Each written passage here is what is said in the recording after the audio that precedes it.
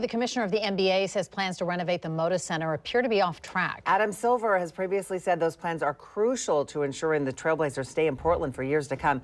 People have been talking about this one. Fox 12's Joe Vithiathil is here now to tell us why the commissioner is voicing concerns. Joe. Yeah, so Shauna, this week the NBA Board of Commissioners met in Las Vegas to discuss the many issues surrounding the league, and one of them, of course, the Blazers. At a news conference, Adam Silver addressed the questions surrounding the Moda Center and the Blazers' future in Portland. Now, the main question surrounds a funding package backed by Mayor Keith Wilson that would require city council approval. Some city councilors have balked at the idea of the $600 million renovation being funded without any contributions from Blazers ownership.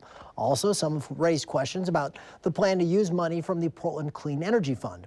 The 30-year-old Moda Center is owned now by the city of Portland, and its renovation would be paid for by a combination of city, county, and state funds. And that state money, that's already been approved contingent on the Blazers signing a new lease.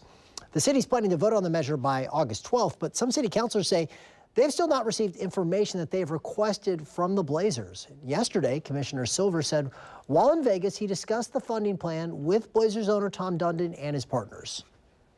I was hoping more progress would have been made by now on that agreement, and it seems to have gone off track in various ways. And so I have a colleague, Joe Masco, who's day-to-day on it, but we're working with both sides to ensure that the Trailblazers can have a long-term future in Portland. But there are several open issues that still need to be resolved. Silver also discussed the NBA potentially expanding with new teams in Seattle and Las Vegas. He says multiple ownership groups have bids in both cities. You'll remember Seattle lost the Supersonics to Oklahoma City in 2008 following their own drama with a new ownership group and arena funding. And some fans have worried that the Blazers could move to Seattle if a funding plan here falls through, although an expansion team would take that option off the table. Silver's not yet outlined exactly when the NBA would vote on potentially adding new franchises, but theoretically by the end of the year, he says.